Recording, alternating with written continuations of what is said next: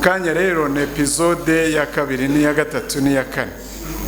Abari bagiye muri za zindi zibarimbura mwihangane twumve bya birungo.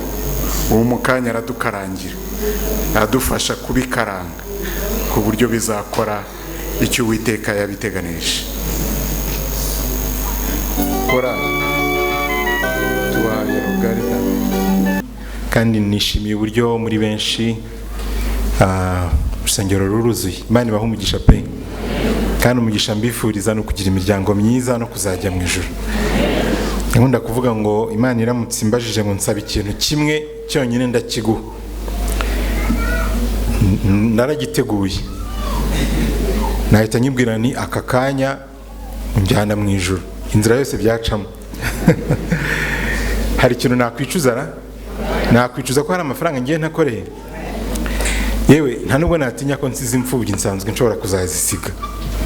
Hahirwa uwasiga imfubyi agiye mu ijuru. Ndashimira Imana rero yuko iduhaye n'uyu mugoroba kugira ngo dushobore kuganira. Ndashimira n'amakorari yahimbaje Imana. Imana ibahe umugisha. Uyu mugoroba rero tugiye kwiga insanganyamatsiko itari nini. Navuga ngo mu ruhare rw'ubuzima cyane bw'umuryango. Ni ikintu gitoya ariko duhuriyeho twese. Ikintu gitoya kukimenya bishobora kudufasha uko tubana. Buriya abantu benshi tubana mu rugo tugira utuntu tugonganiraho, utuntu dusitaraho kuri bagenzi bacu, ariko tutazi impamvu yabyo ibyo bintu. Iyo tugize amahirwe yo kubimenya rero biradufasha kugira ngo bitwongerere urugero rwo kwihangana. Ikigisho tugiye kwigira hamwe gifite insanganyamatsiko ivuga ngo ibyiringiro ku bikomere by'ahashize. Ibyiringiro ku bikomere by'ahashize. Mureke dusenge. Mana yacu turagushimye cyane, izina ryawe rihabwe icyubahiro. Urakoze kuko duhaye n'uyu mwanya, turagusabye ngo uzuvugane natwe mu izina rya Yesu. Ndashaka kureba abantu bafite inkovu ahantu hariho hose. Bafite inkovu.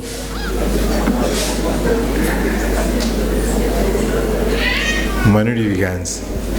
Ndashaka kureba abantu badafite inkovu n'imwe ku mubiri wabo. Keretse uramutse waravutse ejo cyangwa ejo bundi, sibyo? Abantu benshi batangiye kugenda batangira kugira inkovu. Iyo ufite inkovu kiba ari ikimenyetso cy'uko wigeze kugira igikomere, sibyo? Sibyo yemwe? Iyo ufite inkovu biba ari ikimenyetso cy'uko wigeze kugira igikomere.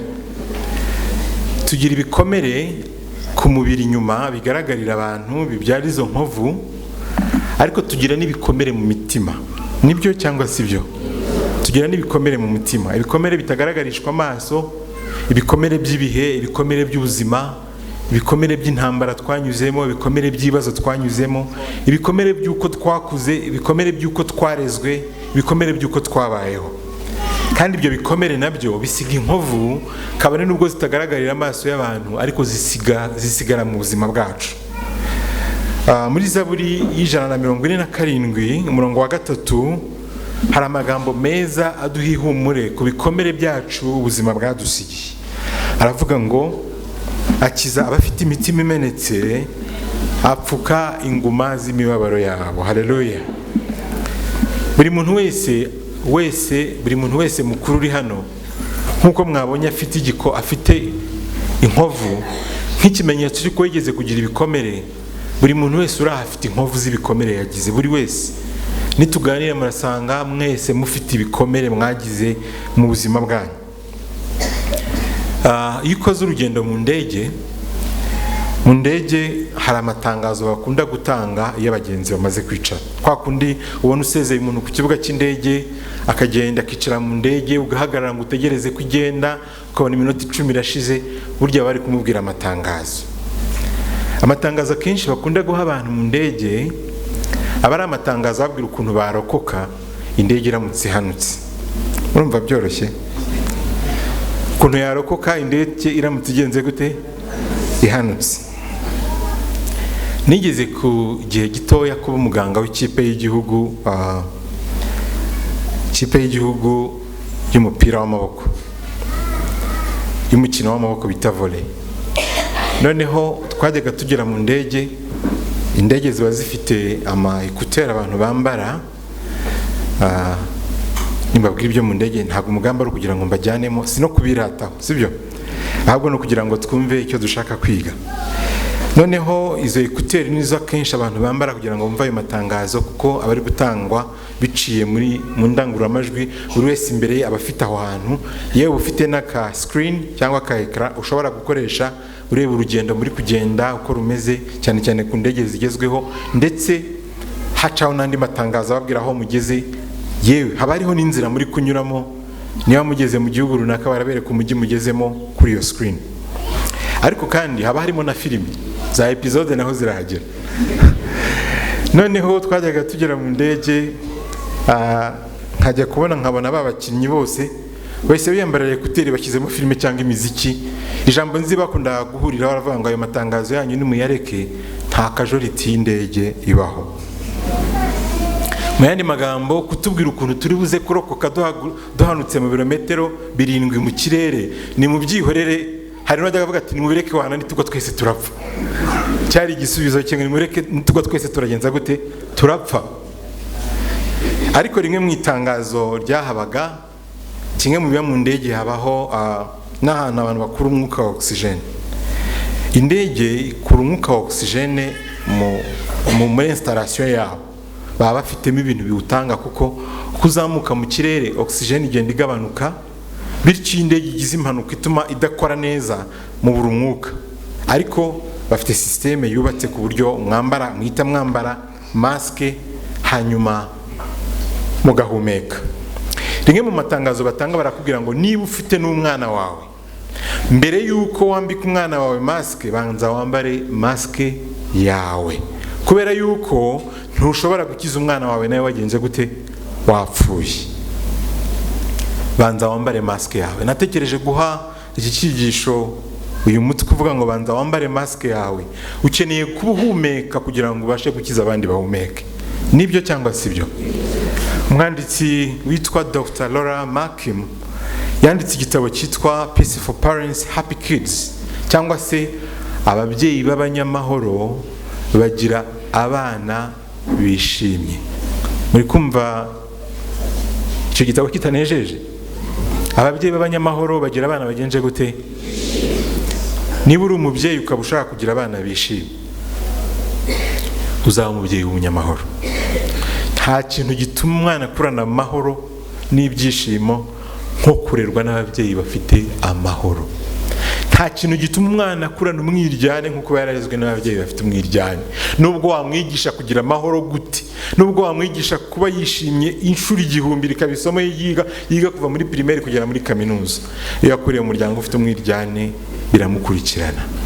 Uyu mwanditsi rero bita Dr. Laura Markham muri iki gitabo yaravuze ngo banza wambare maske yawe.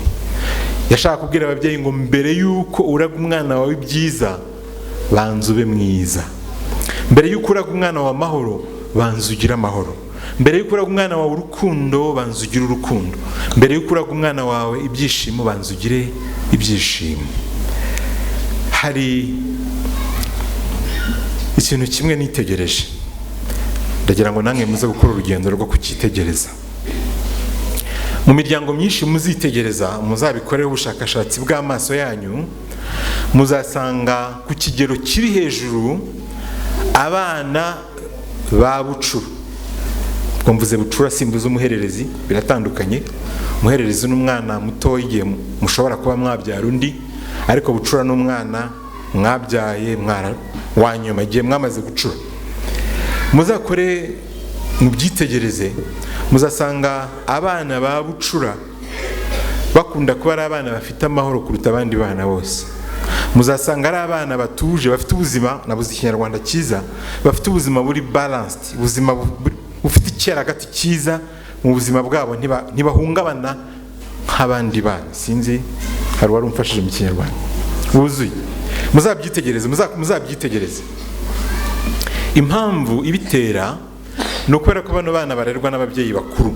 Akenshi abana ba mbere tubyara tubakoreraho stage, nawe niko byakugendekeye.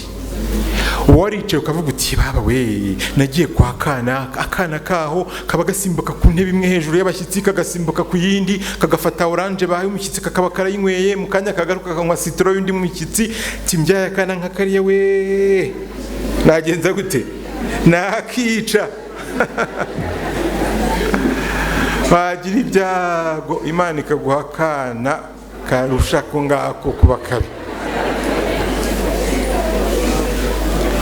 Ubuhanuzi wahanuye kera bukagasohoreraho nakambere, kakore bugakubita inkoni, kakore bugakubita inkoni, kaca n'ugakubita iyindi, kanyura n'ugakubita iyindi, kagahinduka kihebe. Siko bigenda se?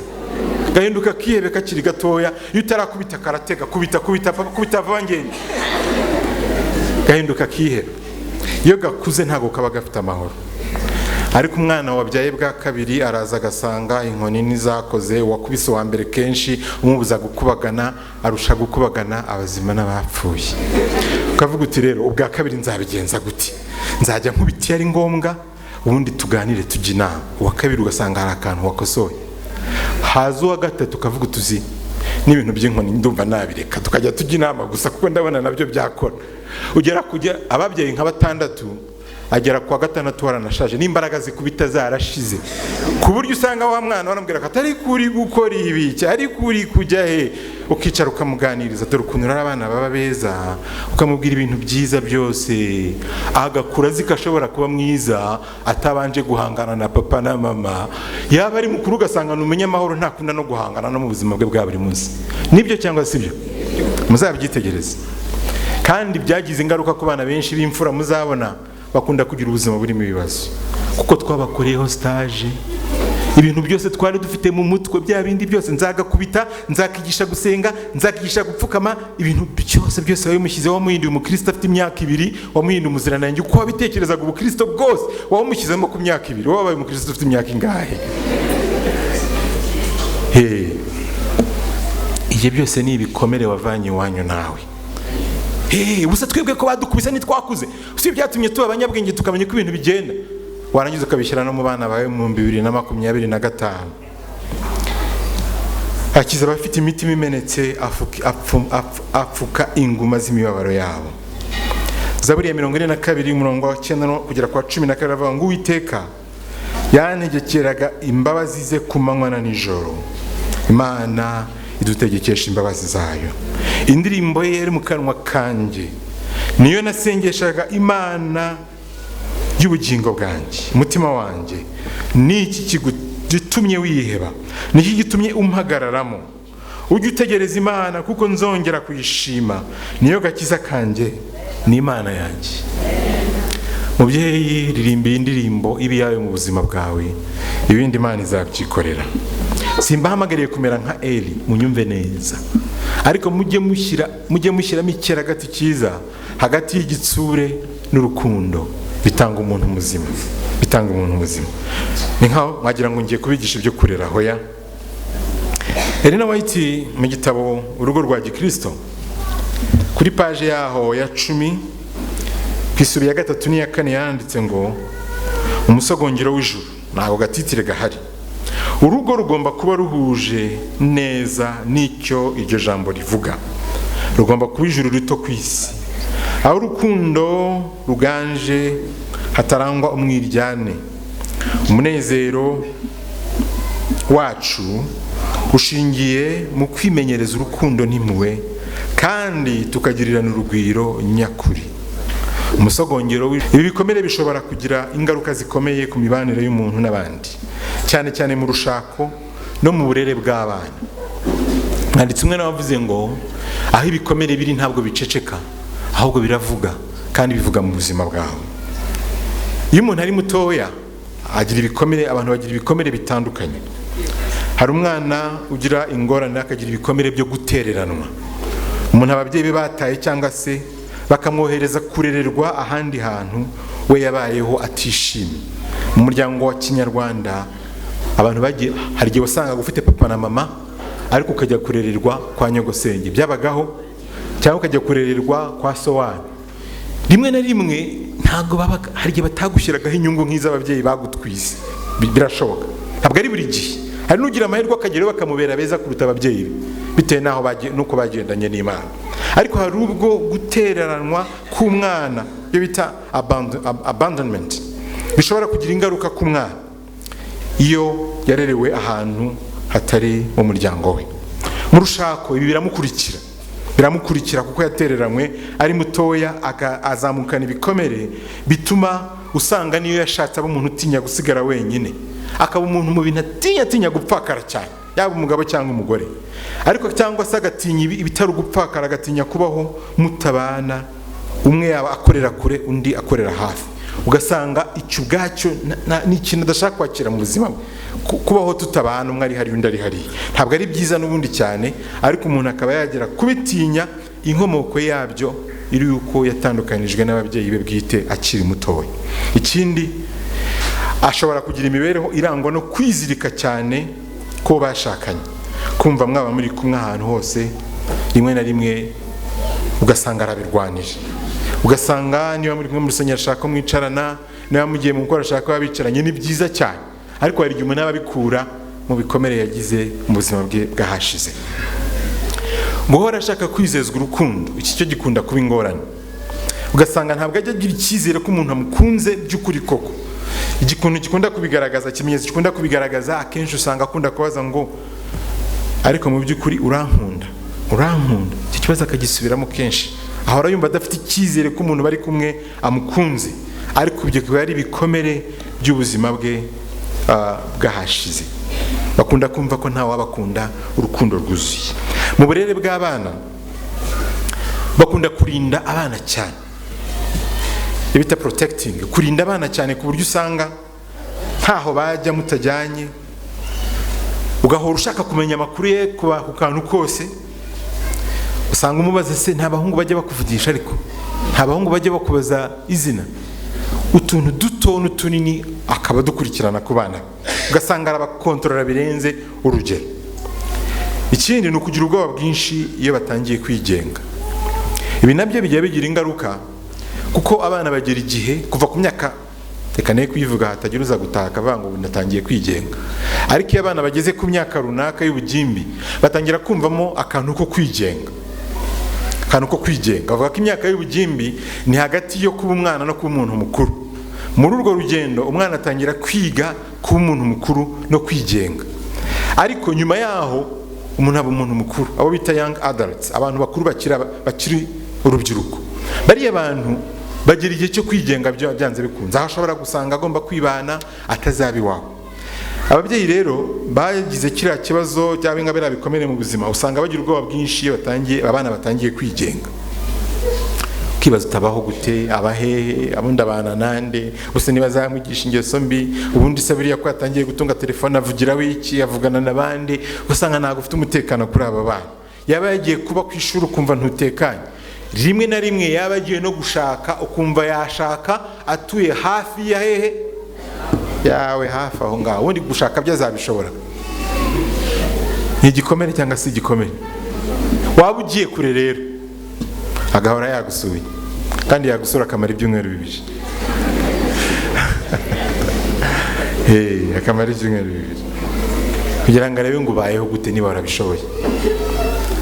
Waba uri umukobwa rero, uri umuhungu, uri kubana na nyoko bukwe, rimwe na rimwe ukabura aho kwirwa, ukananirwa kwisanzura, ukananirwa kuvuga ibintu uko bitekereza, kuko hari undi mubyeyi mukuru, hari undi mugore mukuru uri aho ngaho ukuruta, sibyo?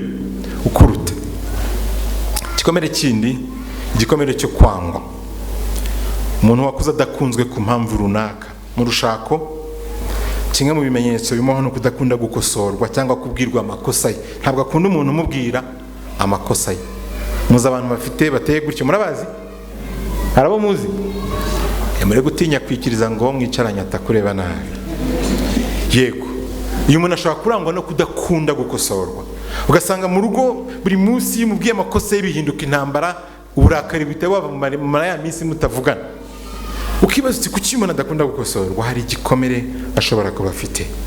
Ikindi, ntabwo bakunda kwifunga, ntibakunda kugaragaza amarangamutima yabo. Ibi ngibi bivuze wahita ugira ngo abagabo twese dufite ibikomere byo kwangwa, ariko kimwe mu ntege nke y'abagabo tugira ni ukudashobora kugaragaza amarangamutima yacu. Njya nkunda kuganira n'abantu ibintu bijyanye na communication mu muryango cyangwa se kuganira mu muryango. Kimwe mu bintu bikunda kunanira abantu b'igitsina gabo ni ukugaragaza amarangamutima yabo.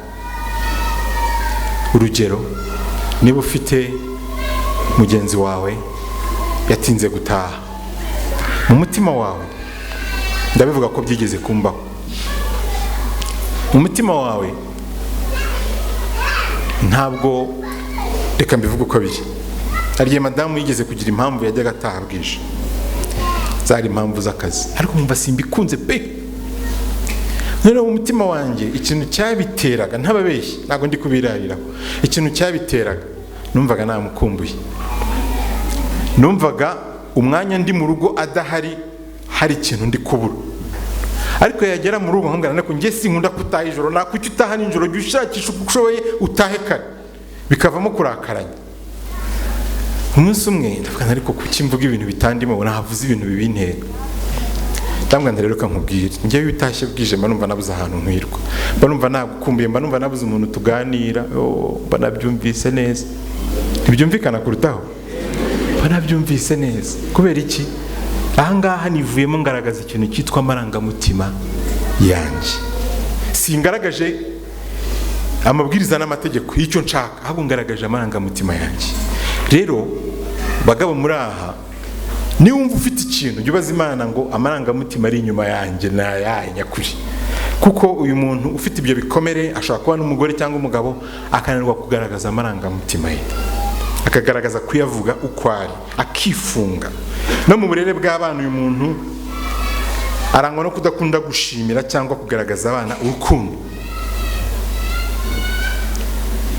Hari abantu benshi cyane turamutse tubahaye ikizami tukabashyira hano imbere, umugabo n'umugore 10, tukababwira ngo bwira mugenzi wawe ngo ndagukunda cyane, Imana ishobora byose, waba umuhaye nk'ikizamini kimeze nko kwikorera umutwaro w'150. Ibyo mvuga nibyo cyangwa si byo?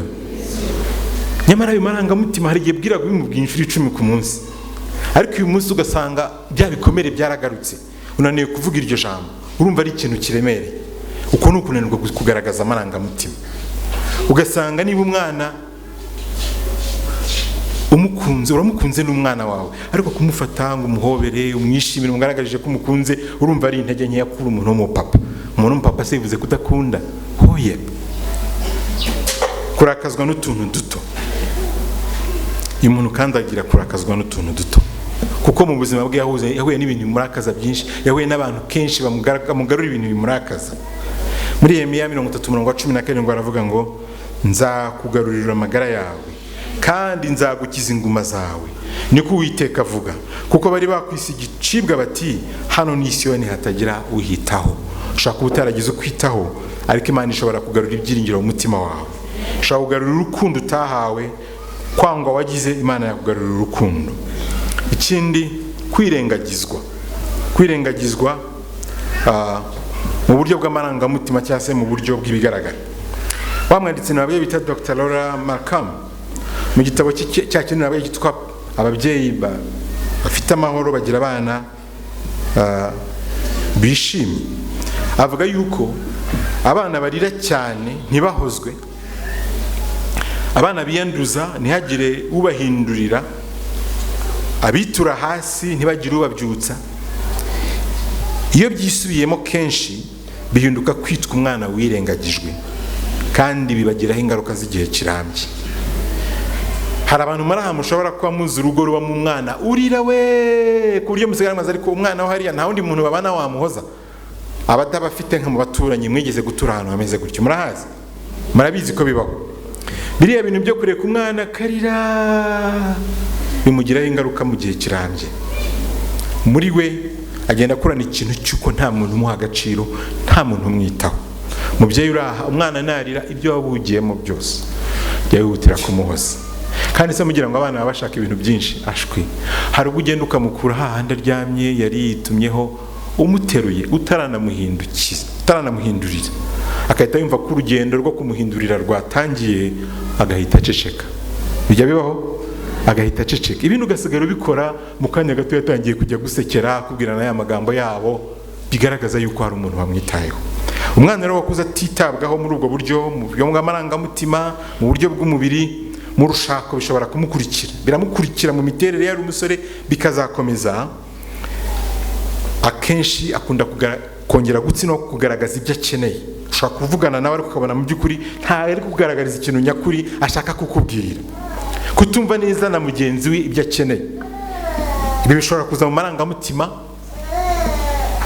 Buriya reka mbabwize ukuri, mu rushako dusabwa gusoma amarangamutima y'abantu cyane kandi ukayitaho. Ariko abagabo kubera ko nitwe tugira ibitsure byinshi n'ubutsire bwinshi, kunze gusanga kenshi mugenzi wawe muri kumwe mbere ko warakaye warakajwe n'iki. Umuntu mukuru yirakaza gutyo gusa nta kintu cyabaye, nta nubwo uramuha amahirwe ngo akubwire ikintu kiri mu mutima we, nta nubwo urafata umwanya ngo usome amarangamutima ngo uvuge uti uyu munsi niki cyaba kitagenze neza. Nibwo mugihura, ariko se ko nawe warakaye wabaye ikibundi. Ariko se umuntu yarirakaza gutyo gusa, ntabwo ari uburyo bwiza. Dukwiriye gufata umwanya wo gusoma amarangamutima ya mugenzi wawe, ukamenya ngo niki gishobora kumutera umubabaro usa n'uyu nguyu. Mu burere bakunda kuba kure y'abana babo mu marangamutima. Kuba kure y'umuntu mu marangamutima sinzi niba twabyumva mu buryo bworoshye, ariko abana bakunda umuntu ubari hafi, umuntu bashobora kubwira ibintu bibaremerera. Reka mbabwize ukuri, kimwe mu bintu ushobora kugira ukaba uri umubyeyi watsinze kikazagukurikira by'iteka ryose, ni umwana uguhishurira amarangamutima ye. Wa mwana uza akakubwira ibintu bimuhangayikishije mu buzima bwe, ukaba uri inshuti ye ya mbere yaganiriza ibintu bimuremerera. Uyu mwana uramufite igihe cyose muzaba mukiriho, ndababwiza ukuri. Niyo mpamvu dutozwa ko dukwiriye kuba inshuti z'abana bacu. Niba ufite abana, itoze kuva mu bakiri batoya, bagifite imyaka 2, bagifite imyaka 3, 6 kugera kuri 7, ngo uyu mwana washoboye kumugira inshuti yawe kugeza kuri iyo myaka.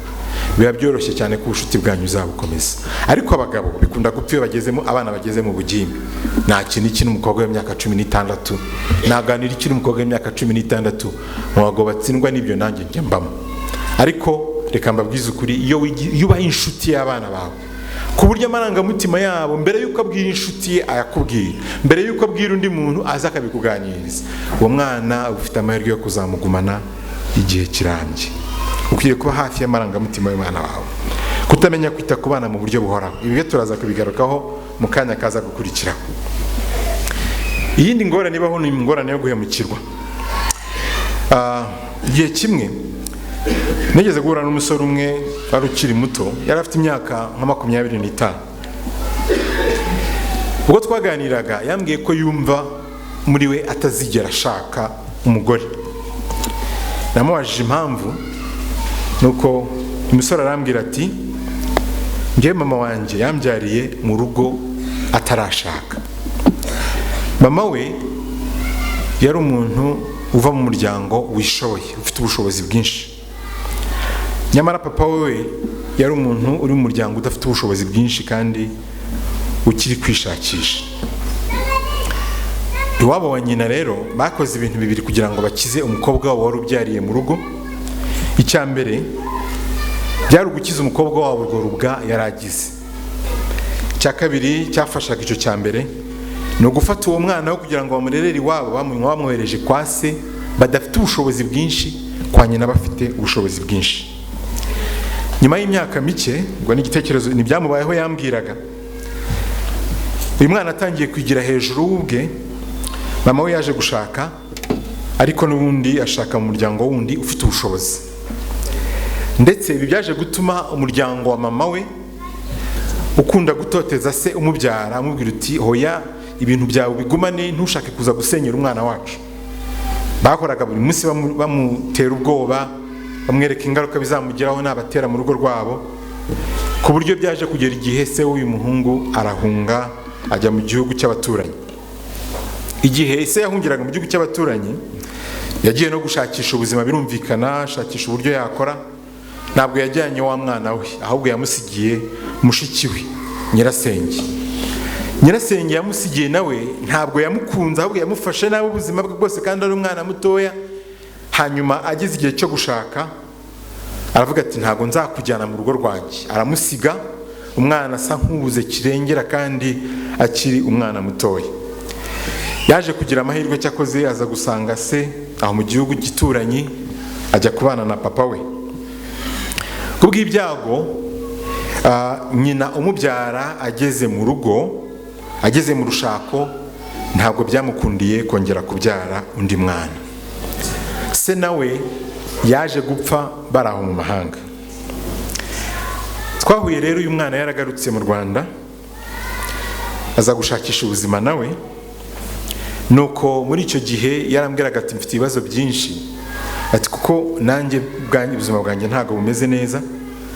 Mama umbyara noneho uyu munsi, nyuma yo kubona yuko urushako rutamuhaye urubyaro, yatangiye kunsaba ko ngewe ngurisha imitungo y'iwacu nkayizana kwa data, nkayizana mu rugo rwe, hanyuma akongera akandera nk'umwana. Ati ibyo rero ntabwo mbishaka. Yaje kumbwira ati rero mu buzima bwanjye bwose nta muntu n'umwe w'igitsina gore nzi wambaniye neza, nta n'umwe nzi wigeze ankunda ngo anyereke urukundo, uhereye kuri mama wanjye wambyaye, uhereye no kuri masenge wandeze. Yarambwiye ati kugeza uyu munsi ku myaka mfite, nta mukobwa w'inshuti ndigera ngira, numva nta n'uwo nteganya kuzagira, kandi numva nta na rimwe njya nibona mu buzima bwanjye, mu bitekerezo byanjye ndi umugabo wubatse ufite umugore n'abana. Ati ibyo bintu nta nubwo ndabitekereza, nta nubwo ndabirota mu nzozi zanjye, ntabyo njya nibonamo. Yaravuze ati ntabyo njya niyumvamo, nta n'ibyo nteganya by'iteka ryose. Yari afite igikomere cyane, yari afite igikomere, yari yarakomeretse. Guhemukirwa mu bwana bishobora kugira ingaruka mu rushako, nko kutizera uwo mwashakanye, gufuha cyane, ugasanga ushaka kumugenzura cyane. Saa sita urihe mbese, saa saba urihe, saa 10 urihe mbese, saa 12 urihe, saa 2 urihe, ubundi se uri kumwe nani, ubundi se muri gukora iki, ubundi se mume kuri telefone tuvugane. Abantu nk'abo babaho, ariko rimwe na rimwe ntabwo ari we, ni ibikomere yanyuzemo, ntabwo ari we. Mu burere bakunda gukurikirana abana cyane, barakurikirana cyane, ntibakunda kugirira abana babo icyizere. Turaza kubibonaho gatoya, uburyo kutagirira umwana icyizere bimugiraho ingaruka. Gukosorwa cyane ni ikindi gikomere, cyangwa gukurira mu magambo akakaye. Babyeyi bamenye Imana, musaba Imana ikoze ikara ku munwa wanyu. Igihe tuvuga tugira amagambo y'ubugingo, igihe tuvuga tugira amagambo akomeza abandi, igihe tuvuga tugira amagambo meza aryoshye, yandi birivuga ngo ameze nk'imbuto z'izahabu, kumbeheye iki, kumbeheye ifeza. Gukosorwa cyane, akakuze kose uri mu biki, akuri uri mu biki. Kintu ntibuka nkiri umwana muto ntakundaga, sinakundaga igihe umpaye imyenda yanjye ngo nyifure, ngo nurangiza uyifate. Mama wanjye yarabigiraga pe, yahitaga afata umwenda agasubiramo, aha niho hakesheje, aha niho hakesheje, igirayo, akawufura akawuvuguta. Numvaga ntazongera gufura by'iteka ryose. Hariho ubwitegeko narabikoraga. Harya weho yo wafuraga nk'akenda umuntu akagasubiramo, wumvaga wishimye? Ntabwo wumva wishimye. Byaranyigishije, iyo umwana akoze ikintu nkabona nakigaye ntagishimye, ndamushimira we, nkambwira nti wagerageje, nibutaha nzakubwira uko uzarushaho. Yarangiza niba ari nk'umwenda nakagombye gusubiramo nkawusubiramo atabireba, kugira ngo byibuze asigarane icyizere ko hari ikintu yakoze. Kandi biramufasha ibitaha yagiye gufura. Ndamubwira nti rero nufura jya ubanza uvuga umwenda wose, ikoruze kurigeraho nyuma. Hari igihe atabihuza n'aya makuru ya mbere, ariko akaba yigishijwe uko ashobora gukora neza kurutaho. Uyu muntu wakuze akosorwa cyane mu rushako, akunda gukura ashaka ko ibintu byose bitungana cyane, cyangwa se ugasanga akunda kunenga uwo bashakanye, ugasanga ahora amukritika, abafite ibikomere byahashize. Mu burere akunda gushyiraho ingero zikomeye cyangwa kunenga kenshi aho gushima. Ababyeyi burya dukunda guha abana bacu ingero, ntabwo ari bibi guha abana ingero, gaha umwana urugero akwiriye kugeraho, ntabwo ari bibi. Ariko hari igihe dutanga ingero zikomeye cyane, tujya dukunda kubisoma ku mbuga nkoranyambaga, aho ababyeyi kunda gusanga abwira abana be bose ati muzaba ba mbere, mwese mugomba kuba ba mbere. Nigeze kubona ku mbuga nkoranyambaga rero umubyeyi umwe wari warabwiye abana bati jewe n'abagwa mbere navaga ku ishuri nta esheke nimwe mfite, aza kugira ibyago abana be bagwa kuri birote ye akiga, nuko barayipostinga bayimanika ahantu, birote yose yenda kuba umutuku. Bari bamutahuye cyane, bari bamutahuye. Yego, igihe duhaye abana bacu intego ntabwo ari bibi, ariko duhamagarirwa no kubafasha kugera kuri iyo ntego, kandi tukirinda kunenga kuruta uko dushima. Yewe n'igihe ufite urutonde runini rw'ibintu byinshi ukwiye kubwira umwana wawe, ntabwo rukwiriye gutangizwa no kunenga. Ariko njya nkunda kubona abana bose naho atari abahanga, hari amasomo bakunda gutsinda, sibyo? Ka siporo umuntu bose batagatsinda.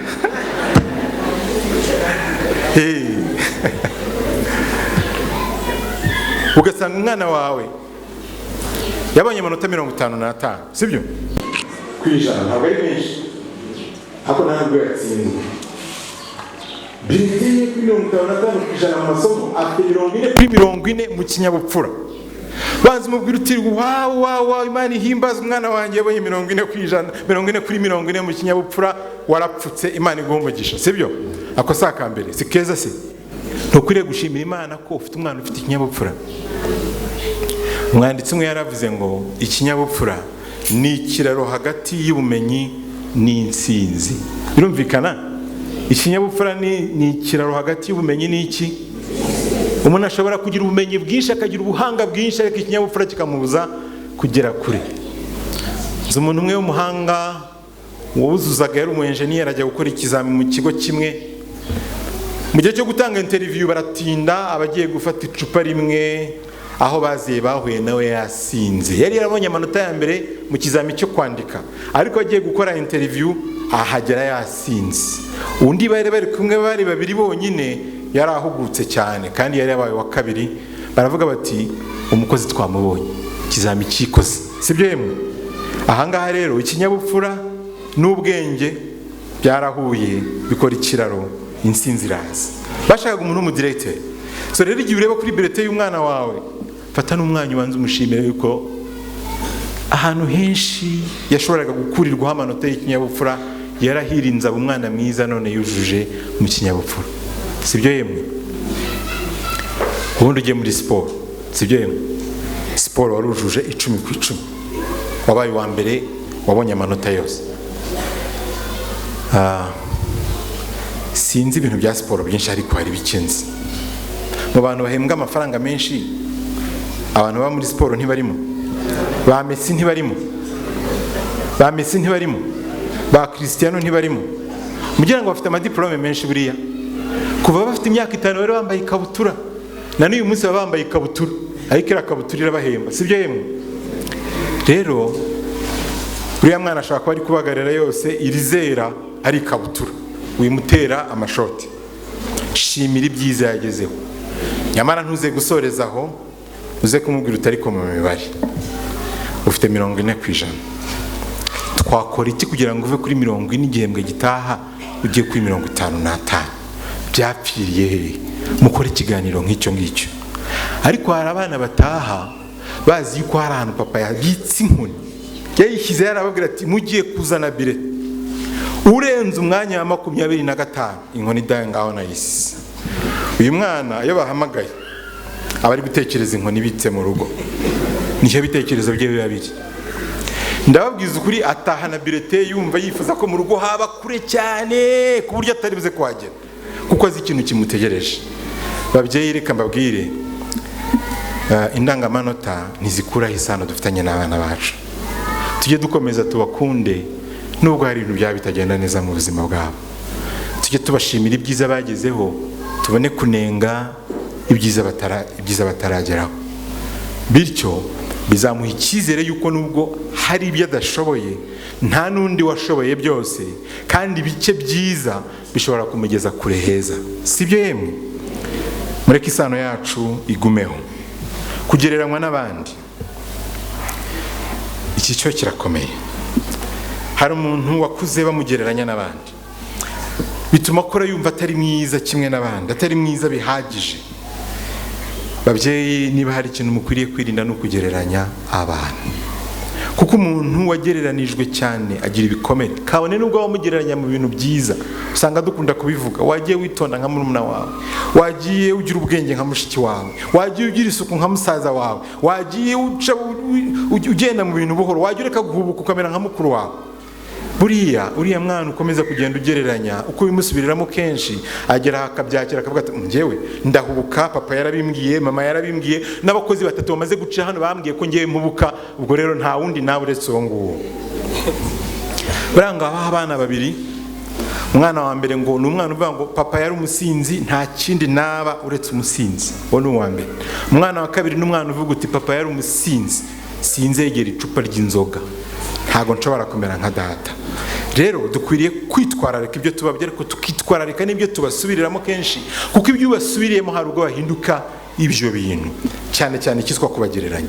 Iyo ugereranya abana cyane uba bateye kwangana, kudakundana, kuko wa wundi uhora umubwira ko ari mwiza, ni mwiza, ni mwiza, ni mwiza, ahora amushakaho amakosa. Niko byagendekeye Yakobo, yahoraga abona Yosefu mwiza, Yosefu mwiza, Yosefu mwiza, bituma abavandimwe bamugirira ishyari. Niwe waguriye ikanzu nziza, niwe mwiza, bamugirira ishyari. Nubwo kubw'ubuntu bw'Imana, inguma zacu, ingaruka z'inguma zacu, ingaruka z'amakosa y'ababyeyi bacu, Imana igize ibyaza umusaruro. Byatumye Imana igera muri Egiputa iravugwa, Abayisiraheli bajya muri Egiputa amara imyaka 420 bivuye ku ikosa rya Yakobo.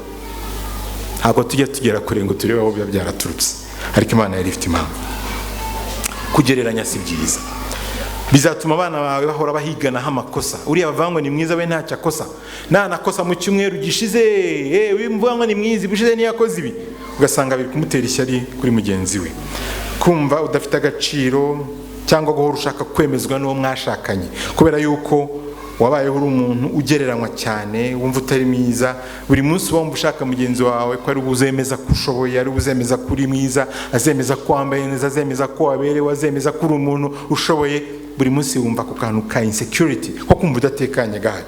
Mu burere habamo kugereranya abana n'abandi, kandi ukabashyiraho igitutu cyo gutsinda. Gukurira mu muryango ugenzura cyane, wa muryango ukontrolinga cyane, imiryango bita authoritarian. Habaho uburyo bune bwo kurera, uburyo bune twese dukoresha bumwe cyangwa ubundi. Tugira ubwiganza wenda n'ubwa kabiri.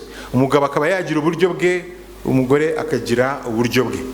Mu Kinyarwanda nagerageje gushaka uburyo nabihuza. Uburyo bwa mbere ni umubyeyi tubonye uriya bita authoritarian cyangwa se umunyagitugu, umubyeyi w'umunyagitugu, koresha igitugu cyane. Ntabwo ndi bubisobanure byo cyane ko ntabwo turi kwiga ibyo kurera. Hanyuma umubyeyi wa kabiri ni umubyeyi urera abajeyi, ibyo bita permissiveness, uri permissive, wemera byose, urera abajeyi. Uburyo bwa gatatu ni uburyo bwa tereriyo. Tereriyo ababyeyi benshi ni batereriyo, abenshi nahanga ni batereriyo. Babyita kuba neglectful. Reka byo mbivugaho akantu gato kugira ngo twiyumvemo ngo ababyeyi benshi batereriyo, bamwe ni ababyeyi babanywa b'inzoga, aba wenda ntimurimo. Aba kabiri ni ababyeyi bikunda, usanga biyitaho, birebaho kuruta uko bareba ku bana babo. Aba gatatu ari bo benshi tugwamo nk'abanyamujyi, ni ababyeyi bafite imirimo myinshi, bafite akazi kenshi, agera mu rugo arushye ku buryo niyo ageze mu gambwe, baba we bebe nukuri hangane, sanga tantine akugaburire, sanga tantine akoze, sanga tantine aguhindurire. Ugasanga ibintu byose ni sanga tantine. Umwana agakura yarabaye wande uwa tantine. Uri gushaka umugati wo gushyira abana ukazasoza nta bana ufite, ariko umugati warawubonye. Abantu benshi bafite imigati, barakuze umugati urarenga, babona n'ibindi birenze umugati, ariko bisoza nta mugati bagifite. gukurira bisoza nta bana bagifite ariko umugati urahari. Gukurira mu muryango ugenzura cyane rero cyane cyane urimo kuba abanyagitugu batereriyo n'abandi. Uburyo bwa kane ni ukuba umunyagitsure, nibwo buryo buvuga ko ari bwiza butanga umwana ugerageza kugira ubuzima ufite icyerekezo kuruta abandi. Mu rushako rero uyu muntu wakuriye mu muryango ugenzura cyane usanga agira imyitwarire yo kugenzura cyane nabo, kugenzura cyane, cyangwa se agakora ikindi cyerekezo ntagire ikintu na kimwe agenzura, ntagire ikintu na kimwe yitaho, akanga amategeko, ntashaka ibintu bifite icyerekezo. Mu burere kunda kuba ari umubyeyi ukomeye cyane, ukomera mu mutwe udashaka kumva, cyangwa se nawe agaterera iyo akarekera iyo, ugasanga nta kintu abaza abana na kimwe. Gukura ubona amakimbirane cyangwa urugomo, umuryango urimo urugomo, mu rushako kwirinda amakimbirane, cyangwa se ugasanga umuntu agira uburakari bwinshi, ararakara cyane kandi akabimarana igihe. Mu burere bigora umuntu kwigisha abana gukemura amakimbirane mu buryo bwiza. Ngeze ku bya nyuma bibiri. Ikindi ni ukurerwa mu buryo budahoraho. Kurerwa mu buryo budahoraho reka mbikoreshe urugero. Turafata urugero ku bana benshi bakurira mu mujyi, barerwa n'abantu batandukanye. Uyu munsi akaba afite umukobwa umurera, umunyamahoro, umukunda, bakina, baganira, uzi kumusetsa, akamugusha neza, akamugaburira neza. Yagenda hakaza undi wanumvira uti ngewe sinkina n'abana ntago ndabyara. Akaza ameze gutya, ngewe sinkina. Yaba agiye kumugaburira agafata inkoni agahagarara hariya, akambwira ati iyo sahani ufite urayireba? Babaho cyangwa ntibabaho? Iyo sahani ufite urayireba? Wongere kuvuga iyo sahane, ibyo biryo byashizeho, kandi nta kindi kintu baza kuvugana. Nibyanga agakoresha ijambo ngo ndagushishura. Gushishura murabizi? Nuko aka gakobwa cyangwa agahungu k'imyaka 3 nta bwenge bundi kazi, kahita kamubwira ngo wowe nakwanze, sibyo? Wowe nakwanze nikundira Alphonsine, kandi ngo Alphonsine n'umwe wagiye. Imana we, barakwica, barakwica wikundira Alphonsine. Alphonsine yagusize atakureba.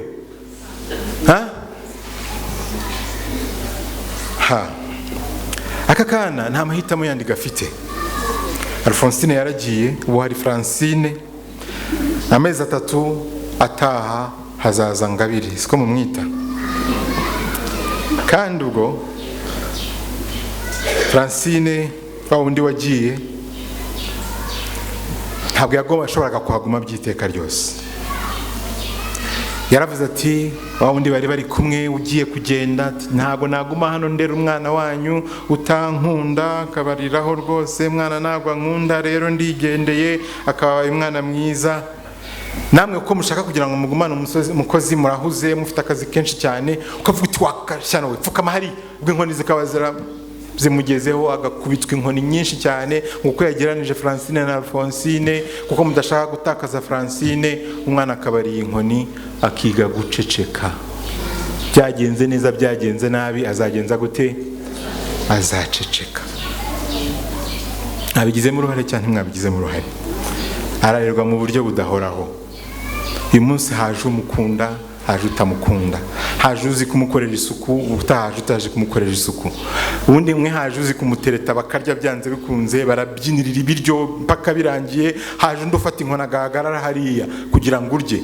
Haje undi ugera ubwo yibagirwa akamutamika telefone. Birashoboka cyane bishoboka. Kurerwa mu buryo budahoraho. Mu rushako uyu muntu ageramo adafite gutuza mu marangamutima, gutinya impinduka.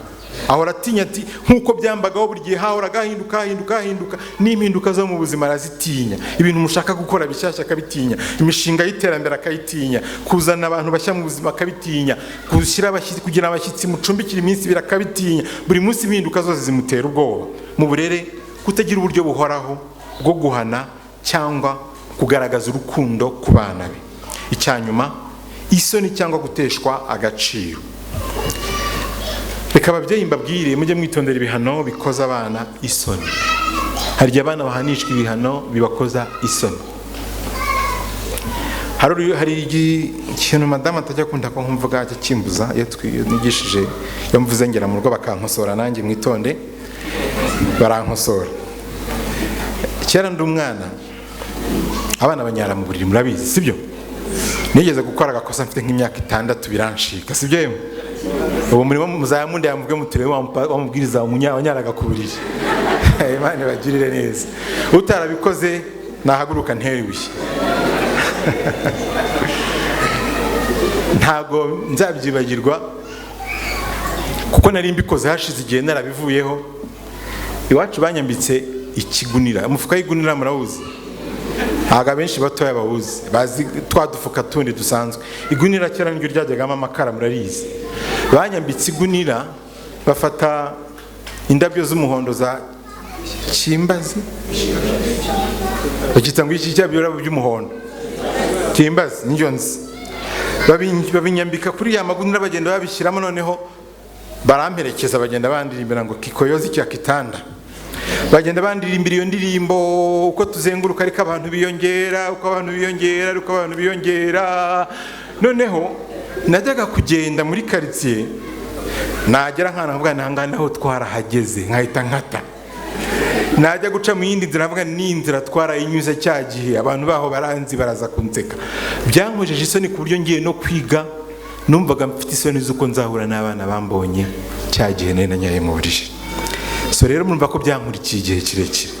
Ntabwo ari byiza ko duhanisha abana ibihano bibakoza isoni kuko bishobora kubakurikira bigatuma no mu rushako rwe azajya yumva buri munsi nta gaciro afite. Mwaganira nk'ibintu yakubwira ati nyamara nge suko mbyumva, mwafata umwanzuro ati n'ubundi nta gaciro mfite hano, mwaba mufite nk'ibintu mugomba kumvikanaho, rimwe na rimwe ntibigende uko wabishakaga, nta gaciro mfite, buri munsi agahora yumva nta gaciro afite. Kwihagararaho cyane no kutava kwizima, rimwe na rimwe hari ugahagarara mu mwanya avuga ati nanjye sinzayanemera ibyo aribyo byose, akanga kuva kwizima. Guhisha amarangamutima byakomeje kugaragara kenshi, ariko guhisha amarangamutima ni kimwe mu bintu bikomeye cyane kitunanira mu rugo, kigatuma tugira imiryango imeze nk'iyakayutse, imeze nk'umunyu wakayutse, ko tudakunda kugaragaza amarangamutima yacu. Mu burere, guteza abana isoni iyo bakoze amakosa, kubakoza isoni nabyo bakoze amakosa, cyangwa se kugubwa nabi cyane iyo bagize ikintu kibatera kugira ipfunwe. Nagira ngo dusoreze muri Bibiliya mu Filipi 4 umurongo wa 6 n'uwa 7, ahari amagambo avuga ngo ntimukagire icyo mwiganyira, ahubwo ibyo mushaka byose bimenywe n'Imana, mubisabiye mubyingingiye mushima. Nuko Imana y'amahoro ahebuje rwose ayo umuntu yamenya, nuko amahoro y'Imana mumbabarire, nuko amahoro y'Imana ahebuje byose ayo umuntu yamenya azarindira imitima yanyu n'ibyo mwibwira muri Kristo Yesu. Imana ibahe umugisha. Ngira ngo tugiye kwakira ibibazo mu kanya. Ushobora kubyandika, ariko ushobora no kubibaza ubishatse, wazamura ikiganza. Icyo twari tugamije kwiga no kugira ngo twumve uburyo ahashize hacu hashobora kutugiraho ingaruka, ariko si ahashize gusa, na n'uyu munsi tugira ibikomere. Iyo mugenzi utinyutse kubwira mugenzi we, cyangwa mugenzi atinyutse kubwira ngo ariko nta bwenge ugira, bihinduka igikomere cyane, bihinduka igikomere. Niyo mpamvu rero ibikomere bishobora gukomeza no mu buzima bwa buri munsi. Dukwiriye kwirinda gukomeretsanya. Sinzi ko yari ikurikiyeho, turayiha umwanya iririmbe, hanyuma dukurikizeho umwanya wo kwakira ibibazo. Ibyo mbivuze kubera ko bambwiye ngo ndaza kuvuga korali. Imana ibahe umugisha.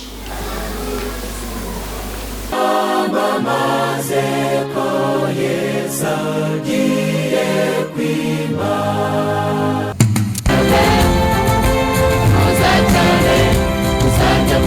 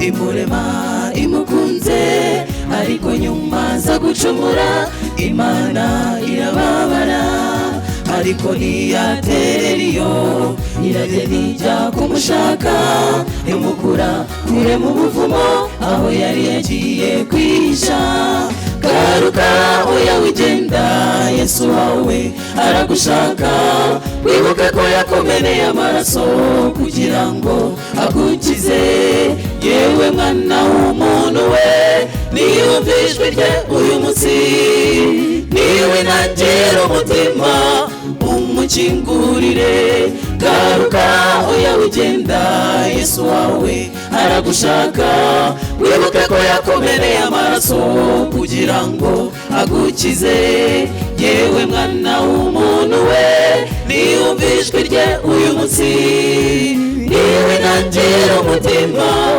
umukingurire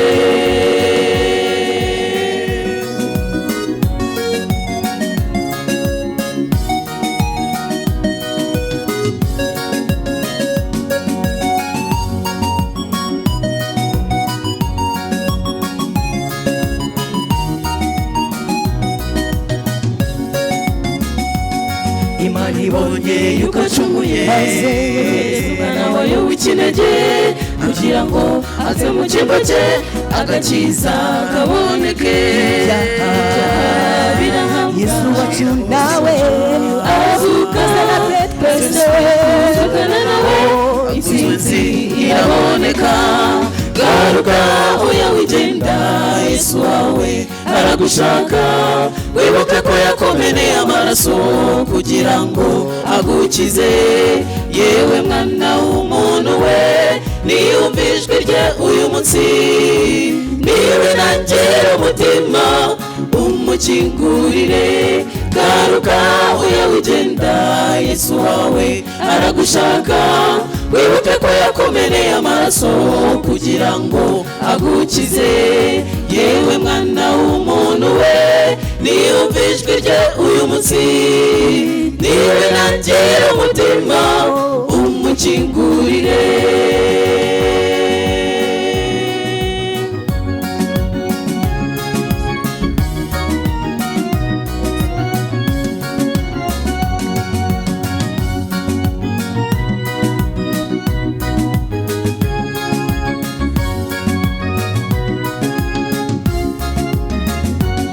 Yesu wacu n'umunyampuhwe yatureka aradukunda twibuka agiye kujya mu ijuru isezerano yadusigiye yaravuze ati ndagiye ariko njyewe nzabahereza umwuka wera kugira ngo abafashe garuka oya wigenda Yesu wawe aragushaka wibuke ko yakomeneye amaraso kugira ngo agukize yewe mwana w'umuntu we niyumva ijwi rye uyu munsi niwe nagera umutima umukingurire garuka oya wigenda Yesu wawe aragushaka wibuke ko yakomeneye amaraso kugira ngo agukize yewe mwana w'umuntu we niyumva ijwi rye uyu munsi niwe nagera umutima umukingurire garuka oya wigenda Yesu wawe aragushaka wibuke ko yakomeneye amaraso kugira ngo agukize yewe mwana w'umuntu we niyumva ijwi rye uyu munsi niwe nagera umutima umukingurire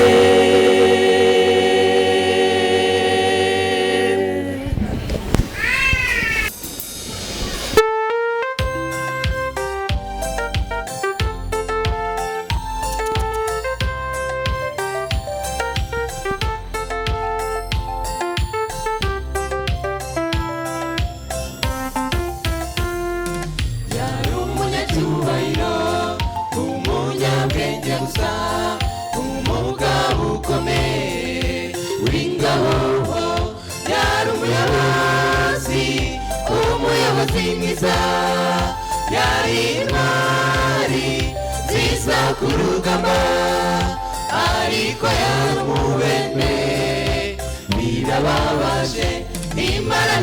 nziza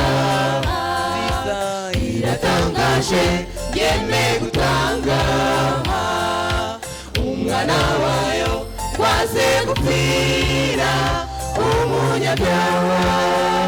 umunyabyaha arahetse nawe yumvire kubona Imana yohereza umwana wayo akaza mu isi yuzuye umubabaro yaranesheje bagenzi mwe gucogora azagaruka kujyana aho yacunguye Imana ni nziza iratangaje yemeye gutanga umwana wayo waze gupfira umunyabyaha arahetse nawe yumvire kubona Imana yohereza umwana wayo akaza mu isi yuzuye umubabaro yaranesheje bagenzi mwe gucogora azagaruka kujyana aho yacunguye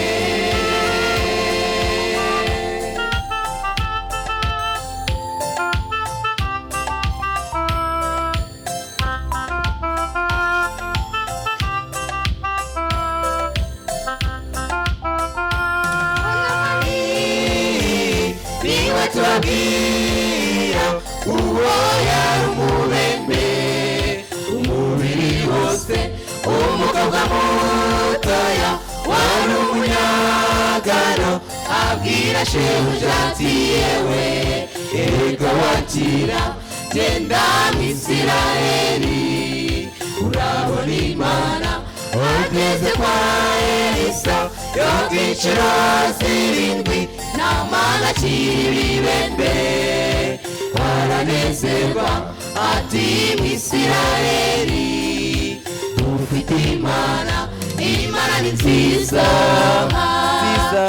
iratangaje yemeye gutanga umwana wayo waze gupfira umunyabyaha arahetse nawe yumvire kubona Imana yohereza umwana wayo akaza mu isi yuzuye umubabaro yaranesheje bagenzi mwe gucogora azagaruka kujyana abo yacunguye Imana nziza iratangaje yemeye gutanga umwana wayo waze gupfira umunyabyaha arahetse nawe yumvire kubona Imana yohereza umwana wayo akaza mu isi yuzuye umubabaro yaranesheje bagenzi mwe gucogora azagaruka kujyana abo yacunguye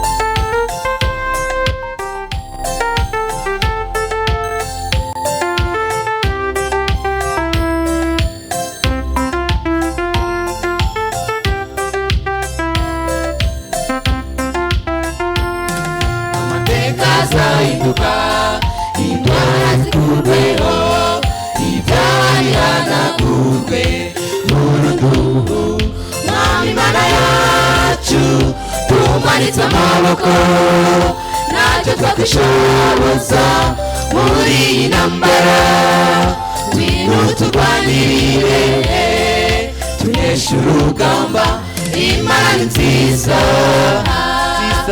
iratangaje yemeye gutanga umwana wayo waze gupfira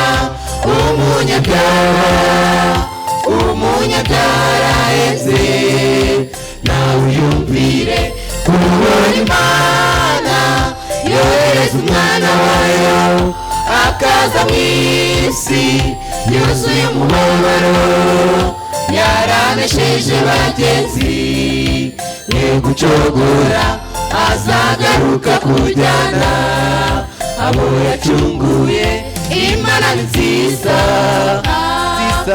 iratangaje yemeye gutanga umwana wayo waze gupfira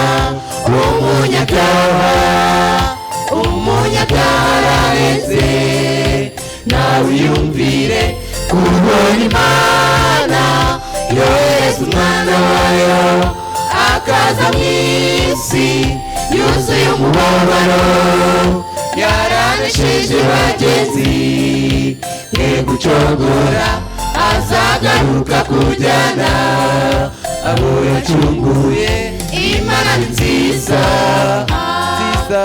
iratangaje yemeye gutanga umwana wayo waze gupfira umunyabyaha eze nawe uyumvire kubona Imana yohereza umwana wayo akaza mu isi yuzuye umubabaro yaranesheje bagenzi ne gucogora azagaruka kujyana abo yacunguye.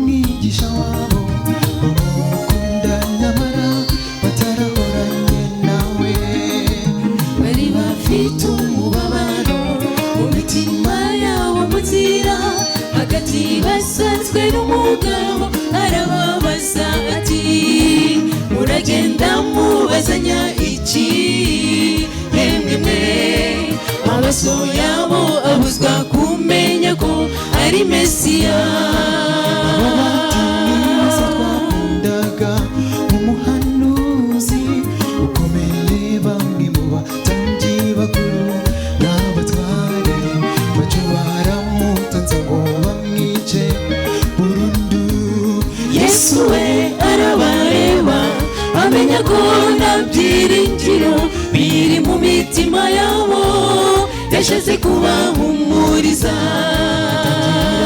byanditswe na Mose n'abahanuzi ababwira byose byanditswe kuri we wimusige inyuma mu migambi yawe yose jyana nawe Emawusi usobanukirwe n'ububasha bw'umukiza wawe watumwe n'Imana urupfu ntabwo rwamuheranye yarazutse kugira ngo ahamye gutsindwa k'ubugome bwa Satani ni muzima na n'ubu turacyariho kubw'urukundo rw'umukiza tuzahora duhimbaza wimusige inyuma mu migambi yawe yose jyana nawe Emawusi usobanukirwe n'ububasha bw'umukiza wawe watumwe n'Imana urupfu ntabwo rwamuheranye yarazutse kugira ngo ahamye gutsindwa k'ubugome bwa Satani muzima na n'ubu turacyariho kubw'urukundo rw'umukiza tuzahora duhimbaza.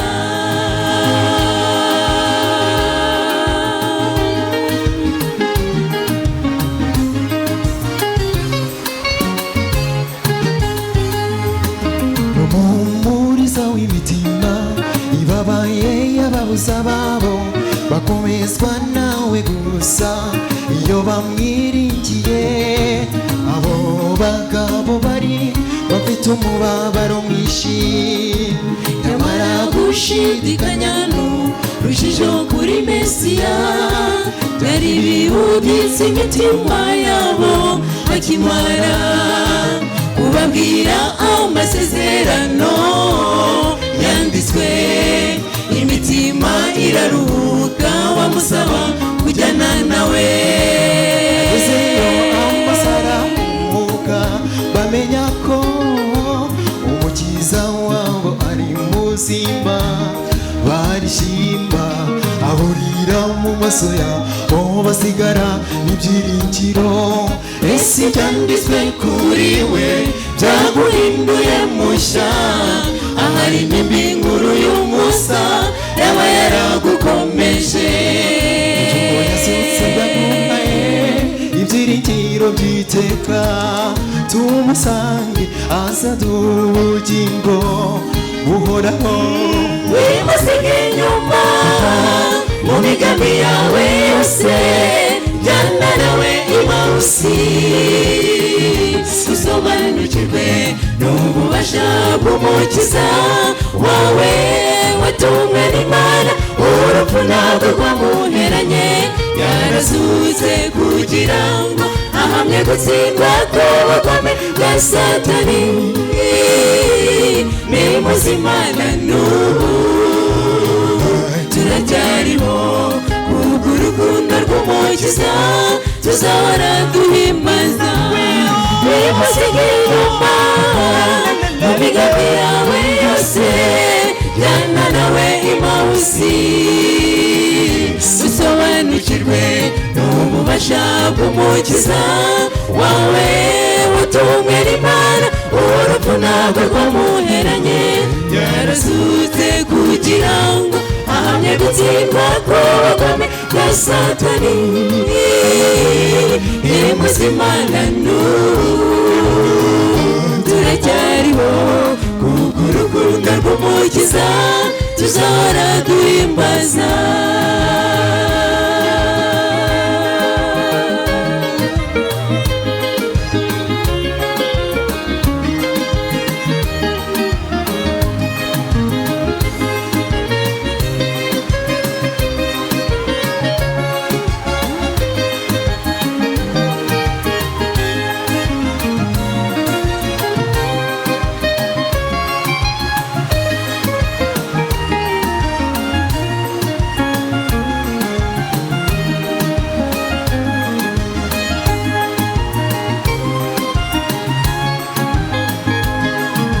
Amaso Yesu atakunyuraho akagusiga mu rujijo.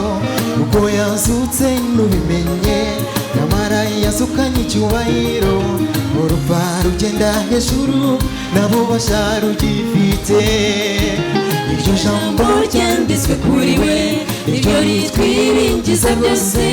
Isi yuzuye urukundo rw'uwo mwami watsinze. Imana irarangaye twarabimenye. Ntacyo tuzire gusomera nk'uwagucunguye.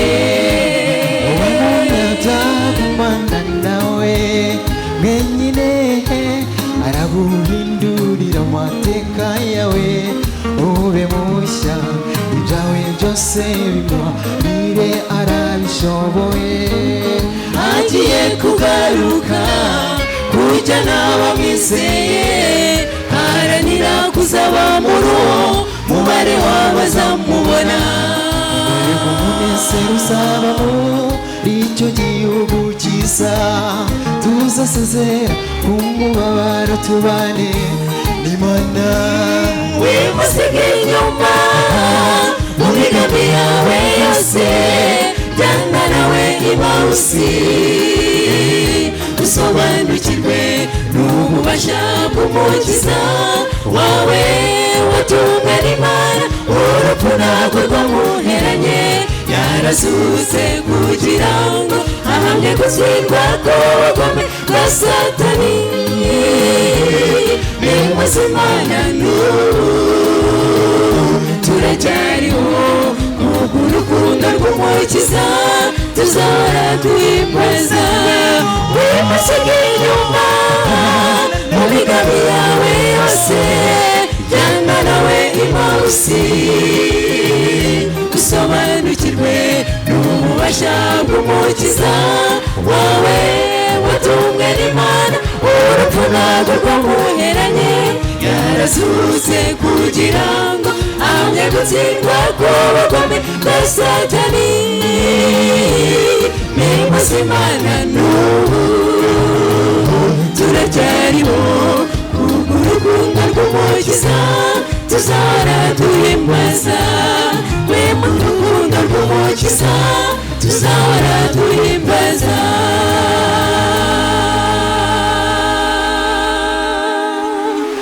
Imana maze ko Yesu